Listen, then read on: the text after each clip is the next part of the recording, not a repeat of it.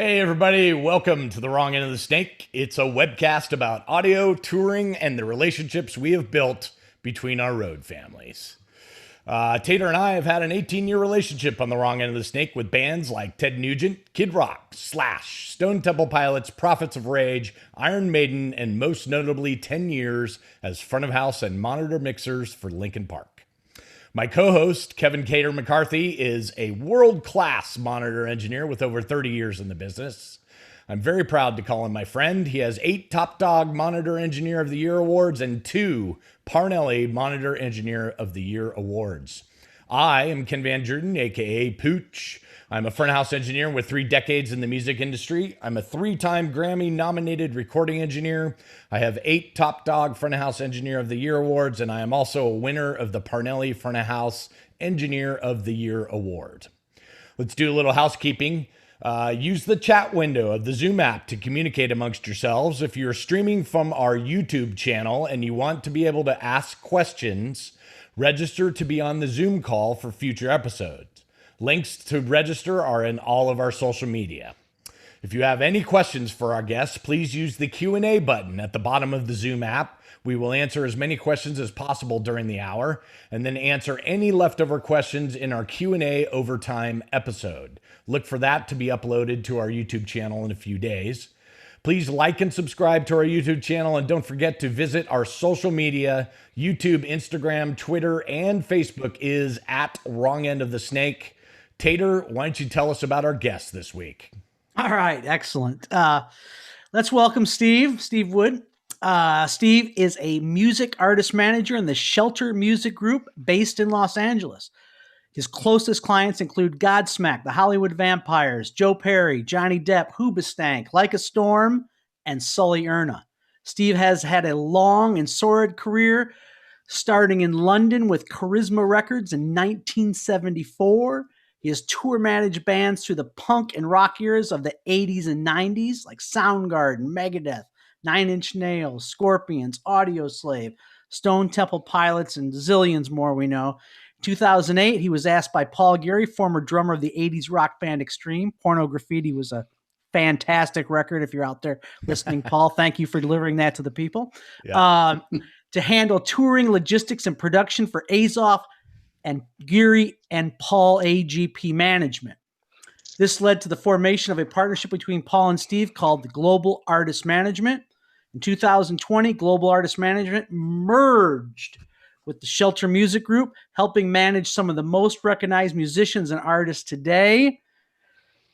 To quote a good friend of mine, we've called all the other managers and they weren't available. So here's, ladies and gentlemen, welcome the husband of Monica, the father of Zach. That's why he has Like a Storm in there.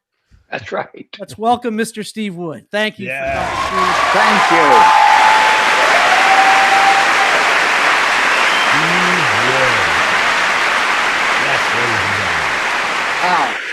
Wow. Oh, they're back again.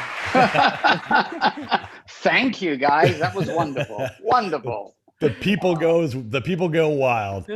Oh man, yeah. Steve, thank you so much for coming on this and such an honor having spending your time with us. And you know, both of us have had a long relationship with you, and we're so happy that you were able to give us a little bit of your time and you know, talk about our relationship and talk about the relationships that you have in this industry, and maybe we can help a younger guy or girl that's coming up and to learn from your journey.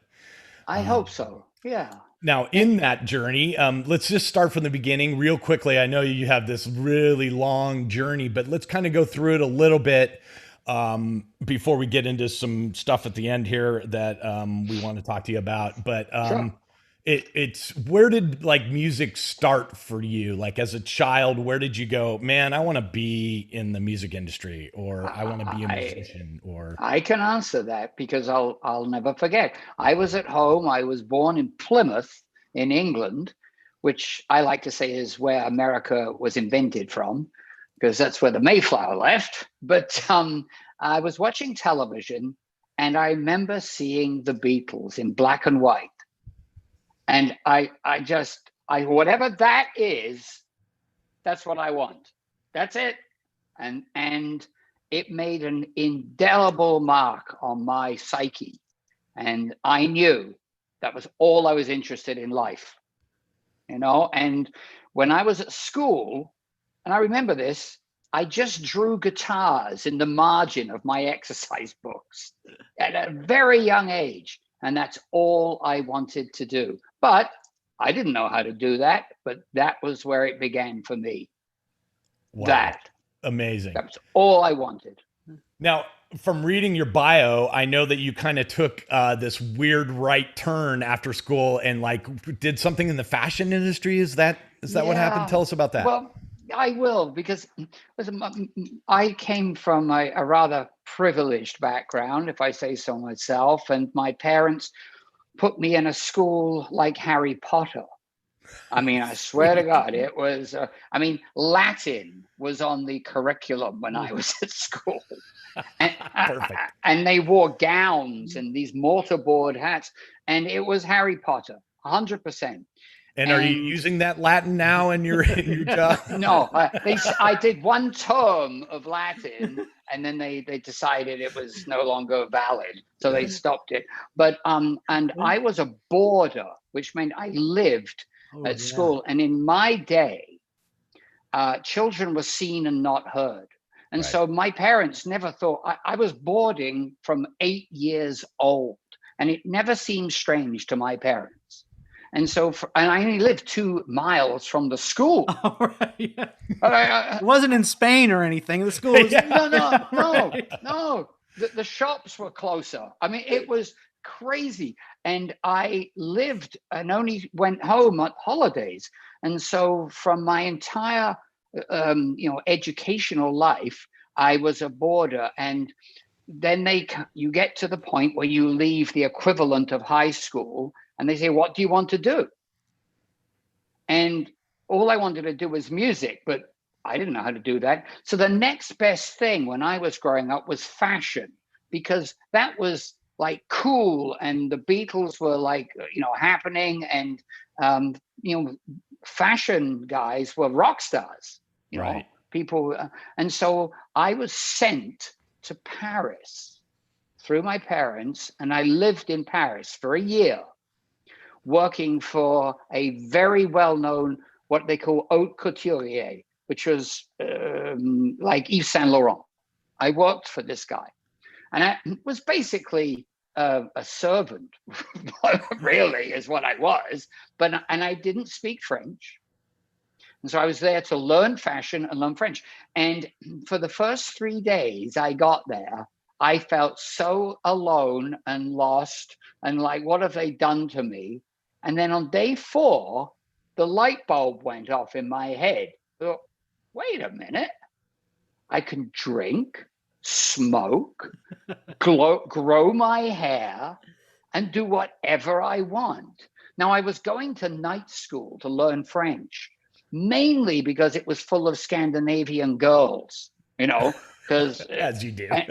and I was working for this like high-end guy, and models would come in all the time, because rich people don't buy clothes off the peg. The rich people have someone wear it for them. I mean, that's how it worked, right? Yes. So I don't know that, but I'll take your word for it. I've heard Take my word for it. And so I started going out with models. I mean, it was crazy. And I used to shop at the Kensington Market, which is a famed shop in London. In fact, Freddie Mercury used to work there. And I had bought a pair of blue leather high-heeled stacked boots with red stars. I'll never forget them, right? And there's a reason I'm talking about this. And I would spend my free time just going to record shops, because to me, looking at LPs was fascinating. And I walked in this shop, and this guy came up to me that worked there. He goes, dude, where'd you get those shoes? Because he was like blown away. We became friendly. He was in a band.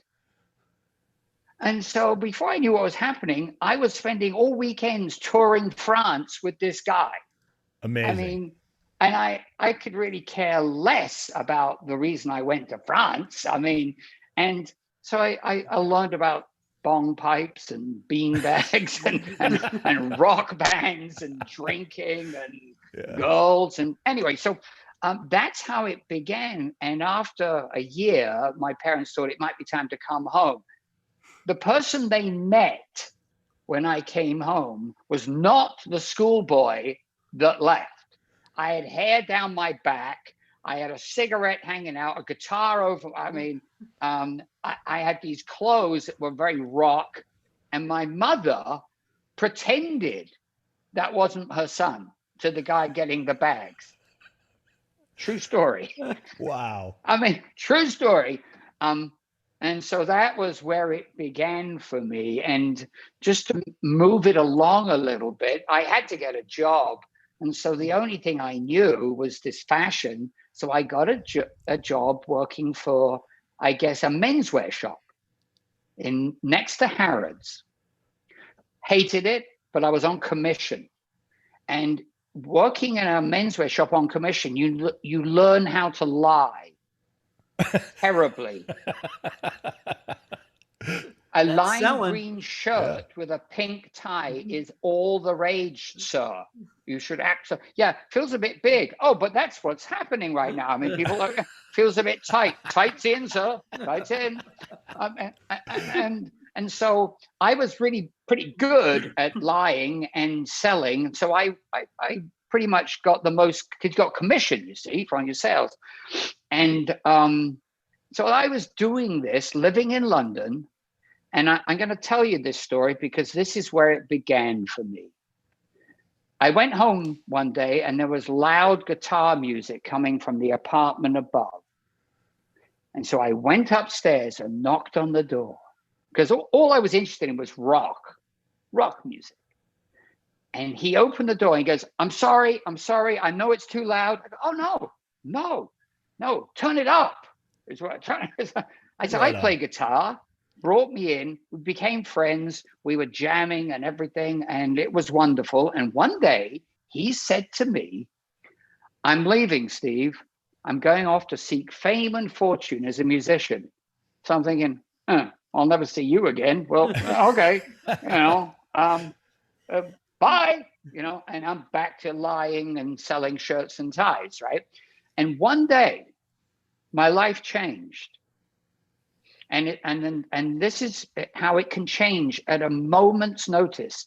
I took the tube home and I lived in the West End, right by Broadcasting House, the BBC, on the corner of Oxford Circus and Regent Street, for those of you that know London. I mean, it's as central as you can possibly be. Right by Soho, it's in the middle of it all. And I came out and I turned right. And as I was walking home, there's a guy walking towards me and he had dark glasses on, and it wasn't sunny. And I was thinking, well, that's odd, right? And he had long hair, he had earrings. And I said, he looks kind of like the guy that lived upstairs. And we got closer and it was like, whoa, yeah.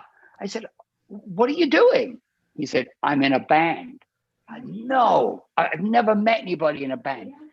He said, we are playing in the Marquee tonight. He said, I'll put you on the guest list. Guest list? I couldn't even believe it. I mean, so I went down there. I'm Steve Wood. I'm on the guest list. And I went in. It was a crappy little like sweat running down. It's the Marquee Club, actually. And I was in heaven. And they had a manager, this band, and I kept seeing them. I kept going to see them. And their manager said, you know what? We could do with a guy like you, Steve. Well, wow. That's all I needed to hear. To hell with the fact that my parents had spent like thousands on this like education, which I could care less about. Go home, talk to my mother. And Mom says, well, if it makes you happy, dear, as your mother would, my father, who was a very successful businessman, said, well, you're young enough to fail, so why don't you do it? And wow. now being a parent, you know, it was smart. So I quit my job and started working for this band. And everybody said, you're crazy. It's going to end in tears. And I don't care. I'm doing it. And I don't know how long I did this for. It may have just been a couple of months when I got the phone call. We're breaking up. Huh? We're breaking up? What? I quit my job. And I'm your first lesson. Yeah. Like with that moment, how am I going to pay? What am I going to, what? The phone rang and it was the head of the record company. His name was Tony Stratton Smith. He was a larger than life character and he owned Charisma Records. Wow. And he said, Steve, it's Tony, what are you doing? And I said, well, Tony, it's either the noose or the oven. I'm gonna gas myself to death or hang myself. And he goes, look, forget about that. I need you to come down and meet with me. And I'm going, oh my God, he's going to say, I put all this money into this band. I signed them. You must have known they were like having problems. You didn't tell me, you know, and I'm terrified. And this guy is, you know, he's got platinum records. He's got a cigar. I mean, he's the archetypal early 70s man, you know, owner of a record company. He said, sit down. I go, oh God. He goes, right. First thing, that band, he says, forget about them. They were crap anyway. What? He said, forget about them. Now you, he said, I've been watching you. Now, I didn't find out that he was gay until much later, which may have had something to do with it.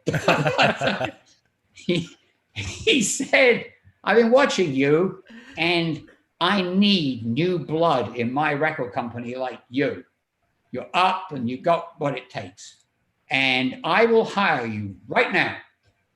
And I will pay you £50 a week. And you can be, and then he paused, assistant promotions manager. Okay? Slave. I guess, well, you know, I mean, he made that up right like on the spot. Whatever I can think of. That's what your job is. And I walked out of there in Soho on air. And the next thing I knew, women found me interesting. It was unbelievable. I couldn't believe it. And before I knew what was happening, Charisma had Genesis on their label. And I was sent on the road with all of their bands. So I was on the Lamb Lies Down on Broadway tour. Wow. Monty Python were on their label.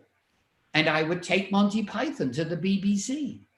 And then I was at the Old Grey Whistle Test with Tom Petty, his first ever show. And I'm at the Speakeasy Club. And I'm not paying for anything. I'm going to parties. I mean, I couldn't believe it.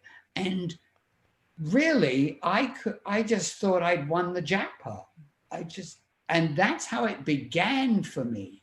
It was this determination to do this thing. That's and amazing. That's how it started.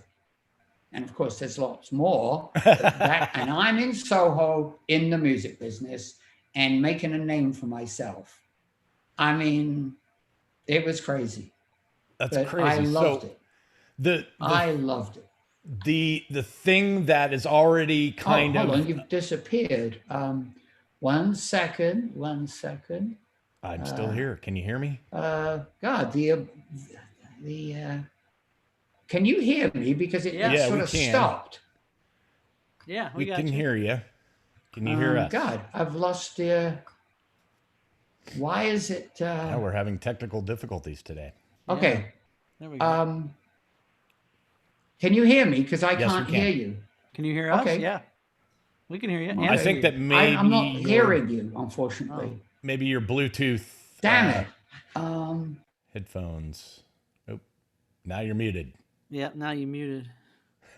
Sorry, guys out there. Having some technical difficulties today. Well, he's But it figuring that out. I got to say, I'm pretty sure the Tony Smith he's talking about is the longtime manager of Genesis. Yeah. I'm Oh, sure. Yep, he's trying to figure it out. You're good, Steve, except you're muted. Yeah. I think you can hear us again, but you're Let me muted. see if I can unmute you. See if that. There you go. Yeah. Okay, there we go. Can you hear So, us? Steve, on our little downtime, I was saying, I think the Tony Stratton Smith you're talking about is the longtime manager of Genesis, right? Well, actually, Yeah. you're close, but Tony Smith, and still is the manager of Genesis. Tony Stratton Smith, who I work for, was the manager, owner of Charisma. Ah, So there's two. Okay. Yeah, and so that's that. And so that was how I began. And there I am. I'm like 21, and I'm in Soho in the thick of it. And I couldn't believe my luck. And did you not I mean, one of negotiate the a per diem things- rate for that? With that 50 pounds you were getting a week? Was there no per diem involved in that? no, not yet. Okay. not yet. But you know what? I like, as I'll tell you later, it was like I would have paid to do what I was doing, you know? Of course. And Of course. and my story deviates. I mean, I became, I made sure I knew everything about running a record company. I did everything. I couldn't have enough. I sucked it in like a sponge because I wanted to do this. I wanted this more than anything. And the next time my life changed was one day, a guy walked into my office with a reel-to-reel tape. Remember those? Oh, yeah. Revox. And he said, he was a Welsh guy. And he said, I got this band in Cardiff. They're incredible. You can listen to this. And so I did. And it blew me away. The band was called Lone Star, not the band from America that's a country band. And I heard it, and they had done a hard rock version of the Beatles' She Said. And I'd never heard anything like it. I was completely like blown away. And so I immediately saw that if I play my cards right, I could be Peter Grant. Now, I didn't actually want to do anything, but I kind of like that whole money, drugs, and women thing that sort of went around Led Zeppelin. I saw myself having the opportunity. I got on a train, went up to Cardiff, met them, and I was completely addicted from that point. I knew I had something. So I go back and spoke to the person. Her name was Gail Colson. And Gail, who is now Peter Gabriel's manager to this day, ran Charisma Records. And I said to Gail, listen, I got something I want to talk to you about privately. If I take you for lunch, would you tell me how to do a record deal? I know it sounds so incredibly innocent. And she said, I told her, I swore to secrecy. And I told her what I'm doing. So we went to this Italian, and I had a little notebook, like a little thing like that, and a pen. And I was making notes, but I was also drinking a lot of red wine. And by the time the meeting was over, I couldn't read what I'd written. Wow. It was no longer legible. So the next day, I had begun a bidding war with this band. Because being in the music business, I had access to all the A&R departments, and people knew who I was, and so I could just jump the queue, and be seen. And people really felt this was a Led Zeppelin situation. Hold on, Dave. They really felt it was a Led Zeppelin. And so I had a meeting with CBS, and a guy called Morris Oberstein, and he was like Clive Davis. If you want an analogy, that was who this guy was. And I walked in there without a clue. I mean, and so basically I thought, Steve, you just got to kind of like go with the flow and make him think that you know what he's talking about and basically agree with everything he tells you. Because I don't know. So we did this, and I actually probably made the worst record deal in the history of record deals. And he used this word called cross-collateralization. Never heard of it. But I agreed that it was a good idea that we should have this.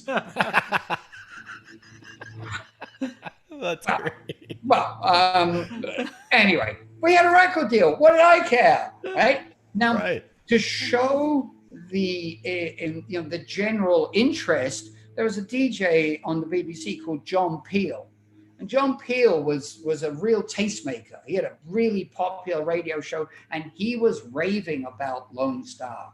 And he would give them live sessions. John had these weekly sessions, and we played a lot for John. And John Peel would say, listen, everybody, when you're queuing in the rain, waiting to buy their next record, remember where you heard them first. So I really felt like, wow, I got something here. The next thing they did was they hired Roy Thomas Baker, who had just finished Queen and Bohemian Rhapsody, to produce. He was a tax exile. They flew us to Copenhagen, to Sweet Silence Studios, where a guy called Fleming, who actually worked on all the early Metallica records, he was the tape op in those days. And so we made this record, and if anyone knows Copenhagen, next door there's a sort of commune called Christiania. I mean, literally next door. Oh yeah, and it's full of drug dealers and Hell's Angels. I mean, especially back in those years, right? In that years, that was the heyday. Yeah. Oh yeah, and that studio was there, and so what we went into this studio, and they had, like, instead of a Coca-Cola machine, it was an Elephant Beer by Carlsberg machine, which I'd never heard of before. I soon learned what Elephant Beer was, and there was that, and bong pipes made an appearance. I wasn't aware of them. And we made this record with Roy Thomas Baker. Now, Roy was a famous producer, and it really showed the belief this record company had in this band. And I was already Peter Grant. I just hadn't got there yet in my mind.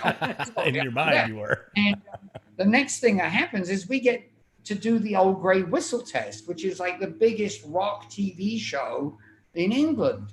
And we show up, and who's in the dressing room? Robert Plant. I mean, you can't make this shit up. I mean, this guy was my idol, and he's sitting there. He wanted to hear, what's all this stuff about this band that people are telling me are the next Led Zeppelin? And so we were sent on tour. First tour I ever did in Europe, Ted Nugent, opening for Ted Nugent. And so it went, and I started touring and traveling and being a manager. And I was so out of my depth, guys. I didn't know what I was doing, but I hung in there and pretended I did. And well, I think that's a common thread, Steve. Like in all of our guests, we talk about, being in the right place at the right time is important, but putting yourself in the right place at the right time, that's a common thing that we see. And then when you get there, even when you don't know what you're doing, act like you do. And so this is this is exactly a really common thing. Exactly what I did. Well, so I remember, Paul Chapman was my flatmate from UFO. He was the guitar player of Lone Star. And Paul was a dear friend, and we lived together. And the band had the enormous misfortune of bringing out their first record the same week as the Sex Pistols. Oh. I mean, talk about bad luck. It's like bringing out a record when Nirvana came out. I mean, Totally. It's like being a heavy metal band when Smells Like Teen Spirit came out. Yeah, right. Exactly. I mean, these were long hairs, Les Pauls, and Marshall Stacks. Well, as you can imagine, you know what happened. I mean, they kept throwing the money at it, but after a while, they're going, "This is crazy." Now, just to show how fortune smiles on those sometimes. It was a New Year's Eve, and I guess it was something like maybe 76. I don't remember. And there was a knock on my door, and I'd had a party the night before, and it looked like there were bodies everywhere. There were bong pipes, and it was just bedlam in there, and there was this guy who looked like the Fonz from Happy Days with a chauffeur. And he had a cigarette hanging out of his mouth. And I said, and I'm all like, like hungover. And I said, yeah? He goes, "Hey, my name is Abe Hawk, and I run Swan Song." I go, "Okay, you got my attention, Led Zeppelin's label." Right. He said, "I've just left Swan Song, and I've done a deal with John Reed, the manager of Queen and Elton John. And we are opening a new branch in Mayfair for managing artists, and we want Lone Star." He said, "I'll tell you what." He said, "I don't want to bother with all the minutiae of Lone Star, so we'll have you stay. You can run everything. We're going to manage them, and you're there." I'm going, "What?" And the next thing I know, I'm in Mayfair, Queen, Elton John. It's in the height of I have no idea how this stuff happened, Right. but it did. And there I was. I was like, it still didn't change the outcome because the writing was on the wall. Sex Pistols and like all of that music was dead. And I think we got another year out of it, and then I realized the only thing I really knew what to do, what I was best at, was logistics and touring. And so I wanted to find something in the touring world. So did you cut a better deal than 50 pounds a week with this new company? Yes, I did. Okay, all right, just checking. It was just because I pretended I knew what I was doing better. Before I didn't. I was just in shock. But now, look, as we're doing a show, we're all friends here. There was a moment where I started to take the rock and roll lifestyle a little too seriously and got into trouble with it. Right. I'll be honest. I ended up in rehab. I'm letting you know, I did. And I tried to live that lifestyle and couldn't. And I'm lucky to get out of it alive, I think there's a lot of us that have gone there, myself included, just because, it's the circus lifestyle, right? You get caught up in the circus lifestyle of all of it. December the 13th, 1984. Oh, we lost your volume there, Steve. Try again. Volume. There you are. You're back. You're back. I didn't do anything. But, December 13th, 1984 is when last time I did that. And I spent 6 weeks in a rehab, and I came out, and I didn't know what would happen with me, because I just didn't know. And somebody took a chance on me as a tour manager, and it was a guy called Murray Head. He was a theater guy who was in that One Night in Bangkok, and he was involved with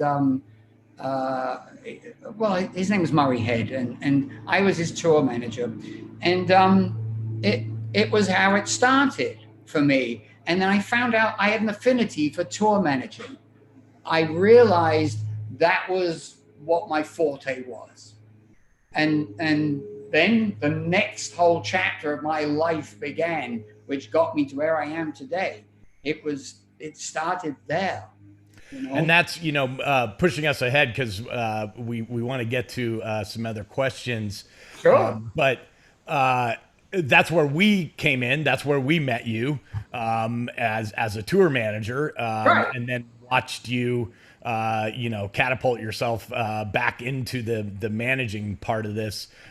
Tater, why don't you talk about the first time that you met Steve there? The land, wasn't it?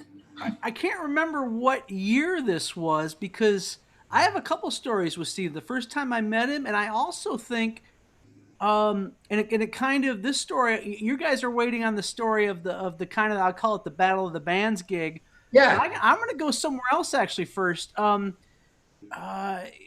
this is saying I was with Judas Priest at the time, and and this is going to go along with COVID now because 9/11 had just happened. Yep. And I was stuck in Mexico City for 10 days and before we could get a flight home. And just to show you how things change. And I thought, oh, man, obviously the world was in turmoil, but I thought, oh, we're going to work again, kind of like we're thinking now. I landed in Atlanta.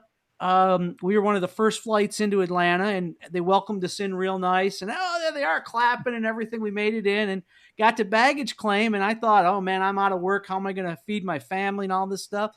First call I got was Steve Wood. Yeah, I heard Judas Priest is canceled. We need you on Megadeth right now. And I was in work in a second. It was like, so in this day of COVID, you never know where something's going to take you along with your managerial things. You never know what's going to take you. But before this, and it's a few months before, me and Steve met at a gig in Italy. I think it was called the venue was Palatrusardi.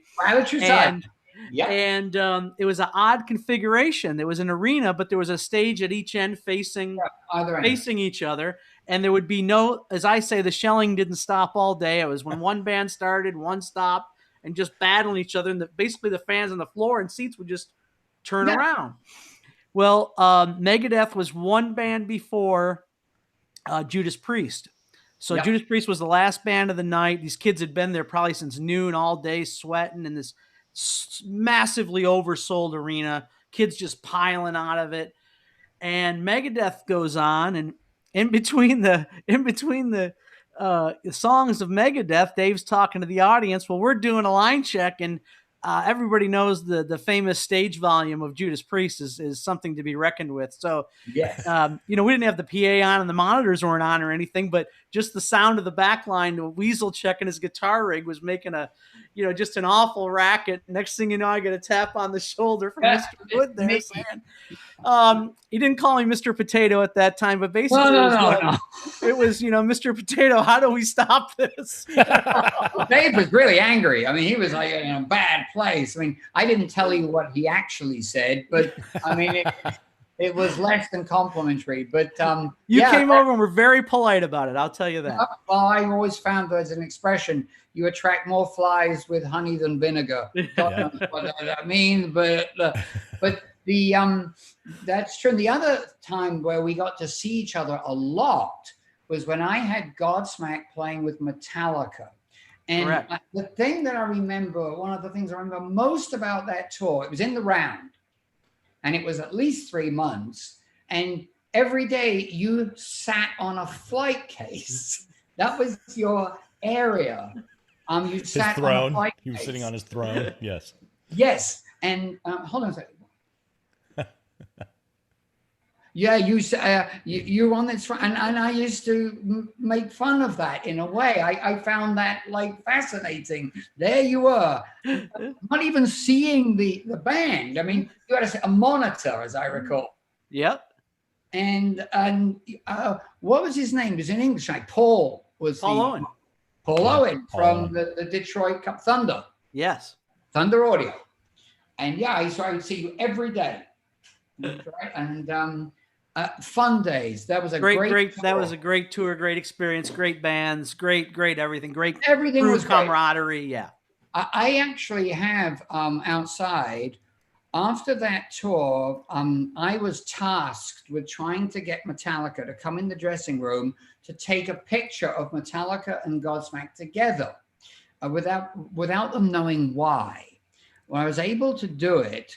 And then what we did was we took this picture and we photoshopped flames all around it, then took a ticket from every one of the 50 shows, made a wheel, a ticket wheel, put the 2 albums in it, made it into a fantastic disc, and contributed it to each, gave them to each one of the people. And I have it to this day. It's very unique. It's a fantastic. Awesome. Yeah, it really was a wheel, a ticket wheel of every arena. It was great. I don't want to skip over all of the tour managing that you did. You worked with tons and tons of bands. One of them was Cinderella, right? You worked with them for a bunch of years. I can tell you how it began, actually. See, I was well known in England as like a go-to guy in London. You're the guy that gets it done, right? Yes. You're that guy. And I was told that Nils Lofgren's coming to England and he needs a tour manager. And the agent was a guy called Rob Hallard, and he knew me. And Nils was in the middle of glory days. He was doing that whole thing with Bruce Springsteen. And there was a break, and Nils had a solo career. And so, cut long story short, I was his tour manager. And he had a manager, was a guy called Larry Mazer from New Jersey. And he ended up managing Lamb of God for a number of years, actually. Oh, wow. I didn't know that. Okay. Oh, yeah. And so I did the tour for Nils. Great. It was so much fun. Nils was using a trampoline in those days where he would like jump on this trampoline, do a backward flip, and a lot of fun. Nils Lofgren was a great guy. And after the tour, the manager came to see me. He said, "Listen, Steve, I got an idea. I'm managing this band. I'm going to tell you their name. Don't laugh. They're called Cinderella." Immediate laughing. I mean, complete belly laughing, falling on the floor, screeching. And he said, "Look, they're going to be huge. Will you tour manage them?" And so I said, "Yeah, okay." I mean, and so they were doing really well. And I ended up doing all of their beginning to the heyday, the Bon Jovi stuff that they did, the Russian tour in Moscow. I did all of that. And the luckiest thing that happened on that tour to me was the wardrobe girl. Her mother got ill, and she said on a Friday, "I'm leaving Sunday." And in those days, wardrobe girls had a whole different job. I mean, these guys changed 4 times a night in different outfits and hair and makeup and everything. And so my wife, Monica, who's still my wife, been married since. He hit the computer. Oh, there we go. We were meant to be going for lunch. We were in Philadelphia. And I said, "Sorry, Monica, I got to find a girl. It's Friday and she's leaving on Sunday. And what am I going to do?" Because in those days, if you had no wardrobe girl, basically the show stops. I mean, it was like that. Oh, yeah. And I tried and tried and tried and got nowhere. And Monica said, "Look, I haven't got the first idea about this, but if it will help you for a day or two, maybe I could help out." I thought about it, and I spoke to the guys, and they said, "Oh, okay." So the first show was in upstate New York at Sarasota Springs with Judas Priest, actually, funnily enough. Yeah. Monica shows up at Loadout, and this girl has a list of what she does from here to the floor. Monica immediately burst into tears. I mean, and you got to understand, trucks are being loaded, clanking, flight cases. I mean, it's terrifying if you don't know what that is. Absolutely. Yeah. You know, you're on a tour bus, and in those days, what went on in the back lounge of those tour buses, well, I mean, I don't need to go into it, but you never knew what you might see in the back of those days. Yeah. And so Monica did it for 2 days, and I went to the band and I came to them. I came to Cinderella and said, "Listen, this is what I found." And they didn't really like any of them. They said, "Listen, Steve, we want to ask you something. We really like Monica, and if it's okay with you, because, completely, we'd like her to stay because we get on so well." And she used to watch them when she was growing up, actually. And the tour was 18 months long. Wow. We toured together. We had nowhere to live. And we bought a house at the end of it. It was Amazing. Unbelievable. Now, I had to emigrate to America because Larry Mazer had started making a lot of money. And he decided to enlarge his empire. And he had now taken on Kiss and Peter Frampton. And so he said, the best way to keep these acts is to hire a guy that knows how all that touring works and put him on your payroll. Right. But you'd have to live here. Now, I've been making my money in America for years, and my wife's from America and missed her mother. So it was a no-brainer. Right. Got on the next plane. I went to the American Embassy. We got married because I needed a green card. They asked me one question. Have you got AIDS? I said, no. Boom, stamp. That was it. Green card. Wow. Much different time back then. Different much time. different time. Yeah. And so we time. moved to New Jersey, which was endless, a lot of like entertainment for many people when I would speak and they say, you're from New Jersey. It made lots of people laugh that for some reason. I guess my accent and, but we lived there and I became again, history repeated itself. Nirvana came out. Yeah, I was just going to say, Tater and I, that was when we were coming up, was right in the middle of that, when all of those hair bands were getting big. I was working for Warrant, and Tater was working for hair bands and rock bands. And I was going to say, there's that moment in 1992, there was a defining moment that just ended it all, didn't it? And The arenas were full and then they were empty. And then they weren't. The end of arena rock right there. And the thing was, and you'll remember this, it was like arenas or nothing. It was like unheard of for a band to go into a club. I mean, it was like theaters and stuff. so beneath them. I mean, it was anyway. So the whole thing started going wrong, and like hair metal had really gone way past its sell-by date. And Larry Mazer felt really bad because, listen, I left England and bought a house and moved to New Jersey, and we're out in the middle of nowhere. And it's like, so he paid me for a year, but he couldn't keep doing it anymore. And I understand. And there I was in America, no job now. I go, what am I going to do? And the next thing I did was I ended up with Soundgarden. Nice. And again, it was just through knowing people and being like putting yourself out there. And I got to tell you, that was unbelievable for me. I mean, working for them, it was their last album. I was there when they broke up in Hawaii. I became very close with Chris. We became great friends. And that went straight into Audioslave. I had after the Cinderella thing, there was also Bill Curvish. Keep losing your audio there, Steve. Yeah, when you go to that side, we lose you. And I remember. There you go. Yeah. I don't know why it does that. I don't do it. When you lean to the side. I heard you say Bill Curbishley, so I know who he is. And Bill hired me. There you go. Damn. Robert on tour. Has it disappeared again? No, you're good. Now you're back, but it keeps cutting in and out. But keep I'm going. not doing anything. I don't know why it does that. Yeah. I'm sorry. But anyway, I remember I was on this private jet sitting next to Robert Plant, and he says to me, Steve, can I get you a drink? And I'm thinking, wait a minute, I'm going to wake up in a minute,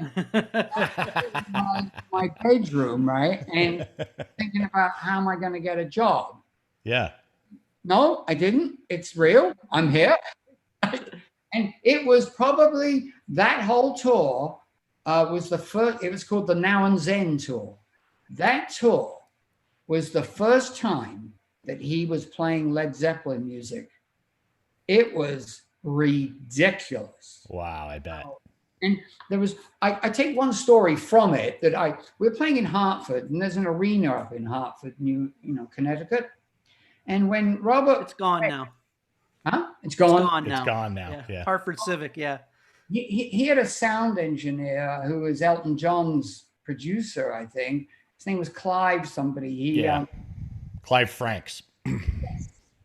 Clive did not do sound checks or encores. Nope. Oh, I know.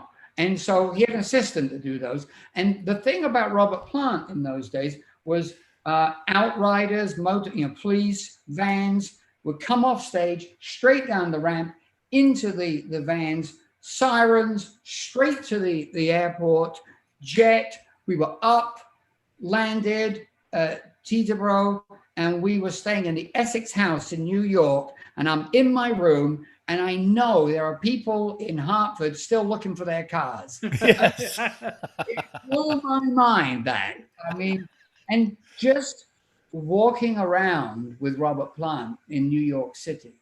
Amazing. Was these are things you never forget. I mean, because I was a fan. Yeah, actually. of course. I still am. I mean, I was able to meet incredible people. I worked for a guy called Dave Edmonds. Now, you may know of Dave Edmonds. Yeah. Dave was a well-known producer. He discovered the Stray Cats, actually. And Dave's next door neighbor was George Harrison.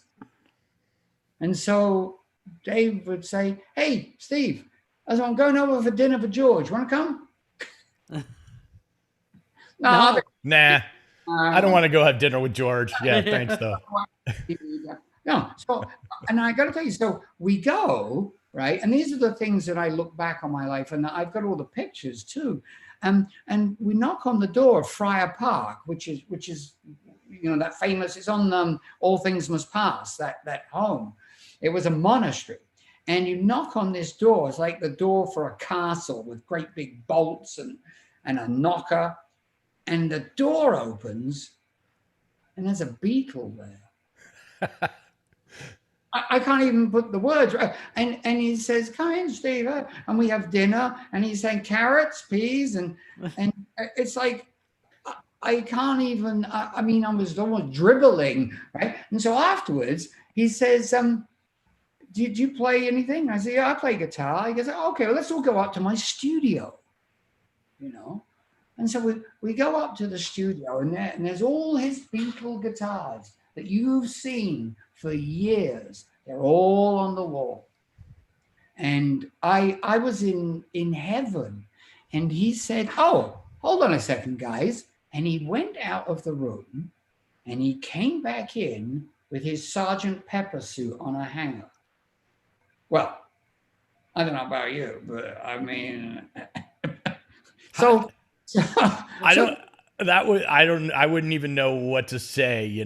I've only had one moment like that with a rock star with Ron Wood and Keith Richards. So I know exactly what you mean. But well, I had a cigarette. I smoked a little bit in those days. I was just going to put it out on my body. So because I didn't know where to. I just thought it in my pocket or something. I don't know. I mean, I was like so.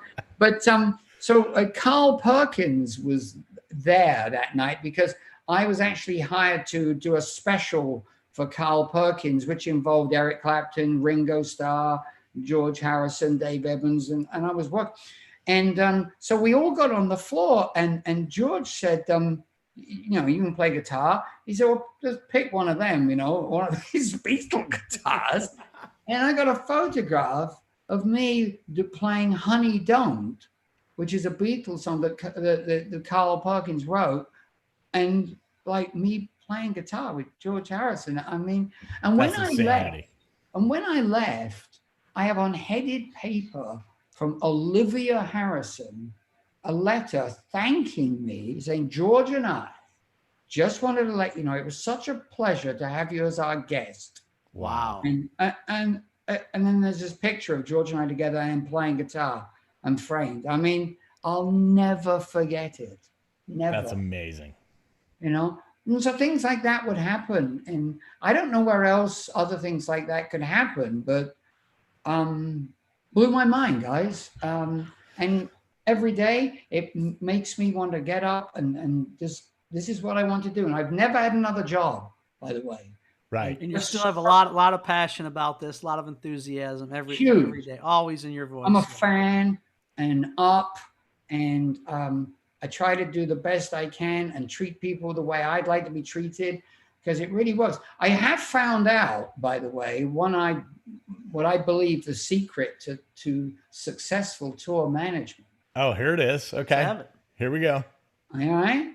It is getting you, the person, to do my bidding with a smile on your face. That's Right. God. No, that's right. Right. And I found that, being the nice guy really pays off, because I've seen the other side and it doesn't work, It doesn't work. Well, I think that, the part of the reason that we love you as a manager, not, in your managing days, because we've had experience where you were the manager, not just the tour manager, is that you have an understanding of what we do, right? And I think the best managers in the world are the ones that recognize there are people that are working very hard for their artists, not making a whole lot of money, and doing the best that they can to provide a service for that artist. And all it takes is a nod from you as the manager saying, hey man, thanks a lot. I know you're working hard and we appreciate it. And that person will go over and beyond whatever it is that's required by simply you stating, hey, thank you. And we 100%. appreciate you. And the thing is, you know what? I look at it this way. If I have your name and phone number and contact info, I know you can do the job. Not interesting to me. I know that. Is what I want is I'm building a team. And what I want is the right people for that team. And will you go the extra mile when the shit hits the fan? It is so important. Yeah, you can turn, what knobs to turn. I get it, But at the end of the day, it's about the team. And I'm very interested in that. And Paul Geary, to his credit, noticed that. And when he brought me in to work with the Irving, they have a management company. We keep losing you there, Steve. We've lost you again. There it's back. There we go. Now it's back. I think it keeps switching to your headphones, maybe. Yeah, your maybe Bluetooth. that's what it's doing, yeah. But anyway, keep going. We can hear you now. Yeah. Okay. So, and so Paul, we have an expression, you don't hire a guard dog and then bark yourself. Right. And he allowed me to do, because he knew he didn't know. And so together I took over the whole of that Azoff touring. And it was a huge thing for me because it opened enormous doors. And it's from there that we went on to become partners, and I like partnerships. I couldn't do this by myself. I know that. I know my limitations. Right. But Paul and I have this method. He says where we're going, and I get us there. Perfect. You're the logistics guy. I love it. And it works. And I can't do what he does. He will sit up till 5 a.m. and talk to Johnny Depp while drinking $500 bottle of wine. I'm not going to do that. Right. He will. So together it works. I know my limitations. He knows his. And so it works for us. And now you guys have moved over to Shelter Music as a partnership with Carl Stubner, right? And Carl is a guy that I know from a long time ago. I did an Everlast tour that he managed. It was one of his very first management positions, I think. That was, and that record was huge, and he was really great. He had an assistant, Corey, that was amazing. He's still there. I just spoke to him this morning. We did the Zoom meeting this morning. Oh, that's great. At 10 o'clock. Corey was there. Yeah. Those guys are really, really great. And so I was happy to hear that you guys formed a partnership with them. Tell us about that. Like, where does that leading? What's happening with that? Last year, in December, we had 2020 all mapped out. with Godsmack doing all of this touring. Because Godsmack, their last album, it lasted over 2 years and 4 number ones came out of it at radio, which is really, they'd never done that before. And so after 2 years, it was still relevant. And so our guarantees went up, touring went through the roof for them. We started touring internationally, and we had more Hollywood vampires. You see, we started managing Joe Perry through Paul Geary. Right. Joe was in the Hollywood Vampires, and we never really felt that he had a voice being in the Vampires. So we met with Shep Gordon, right? And you guys know Shep? Oh, yeah. Yeah. And Shep, we went for dinner, and he couldn't wait for us to come in and take that off. I mean, he's still linked at the hip to Alice Cooper, and he is one of the 3 managers now of the Hollywood Vampires. But we became a partnership with Shep that night, and so we had our new business, and we had Joe, we had the Hollywood Vampires, we had Johnny, we had Godsmack, my son's band, and it was doing really well. And we had 2020 look gangbusters. Carl came to us because, like Irving, he had this idea to build an umbrella company and bring in strong managers and put them under the umbrella, and it was funded by BMG. And he offered us that position. Amazing. But we turned it down, actually. Oh, you turned it down at first. Holy cow. Oh, yeah. Huh. Because we go, well, hang on, we've already got the boards up there. Look at it. It'll bang, bang, bang, bang. I mean, look at that. We're doing I think we're doing all right already. Yeah, I mean, we got, I can tell you there were millions of dollars on the board. And so we said, listen, we're really, grateful, but thank you, but no thank you. And then the COVID thing started. Oh, man. And we started realizing this isn't going away. And Carl called again. I mean, we would never have gone back to him. I mean, because I guess pride more than anything else, I suppose. But he called. He said, can we talk again? And amazing. We made some adjustments, and boom. And I was telling you yesterday, it was kind of like you're on the back of the Titanic and it's just about to go under, And this lifeboat comes up, and this guy's, hey, Paul, Steve, hey, hop on, guys. Run off. It was just like that. That's amazing. And all of a sudden, we couldn't take all of our staff, which was really painful. But basically, we're part of this thing, and it's funded by a record company. And it didn't hurt that BMG's biggest rock band is Godsmack. Right. And as a result, they only had North America. We gave them rest of the world to BMG. So that really, really helped. And so now we're part of this thing, and it's really exciting. And BMG know this year's a bit of a bust. Right. But I say that, I told you, I got Sully and Erna from Stained. They start a tour next month, and it's doing really well. It's an acoustic, like Crosby, Stills and Nash. They're playing at drive-ins, and you take the car in and you cook hamburgers, and there's a stage, and it's working. Awesome. We're selling out and doing matinees.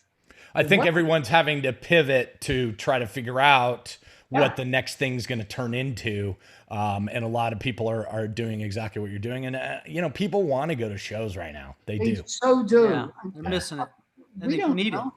Well, we don't, Tater, we don't really know what's going on. So we get up every day and just try to keep it together. Because try to make something happen. No, I'm not seeing the direction anywhere. And I don't know about you guys. I do wake up and I'm incredibly fortunate, but I feel lost most mornings.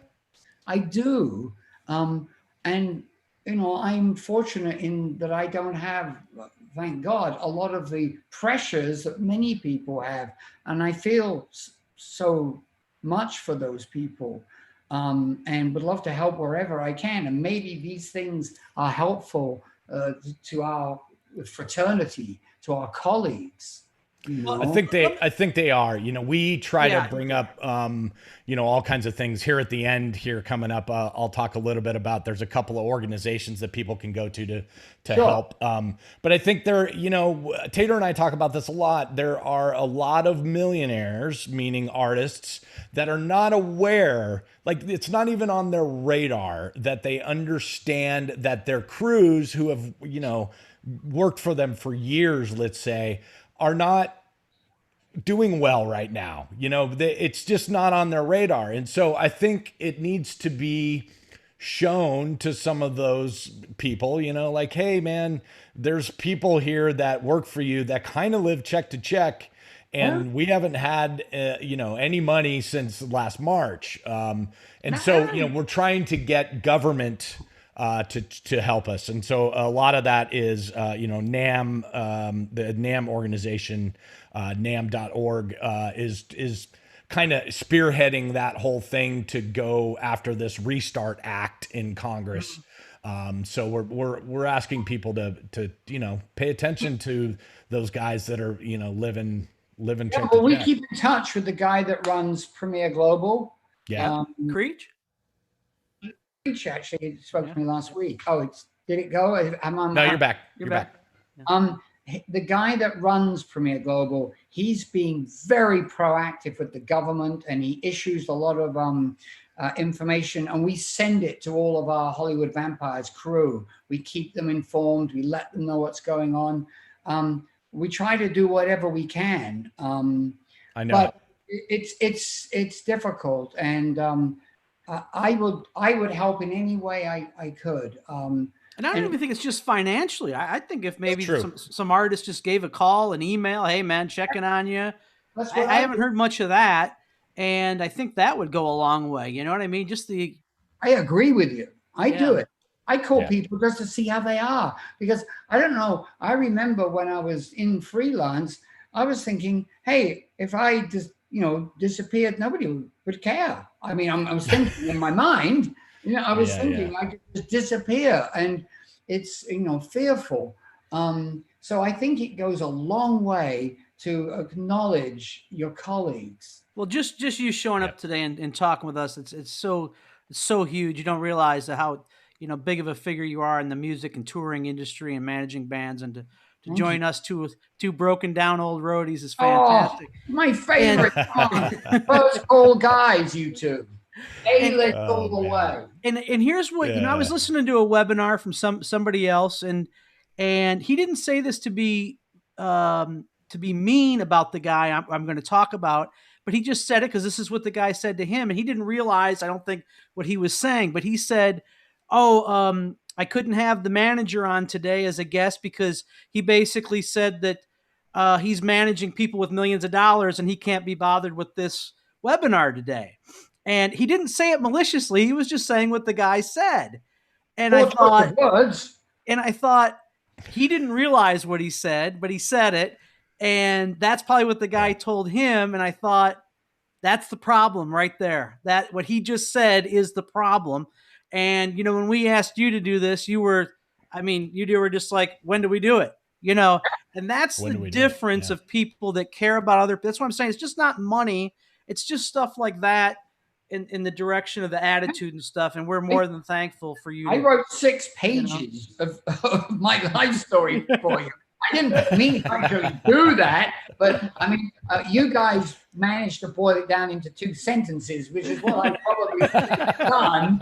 And save it for the book. Well, you've lived this. Yeah. You've lived this amazing life, Stephen. We wanted to share a bunch of that.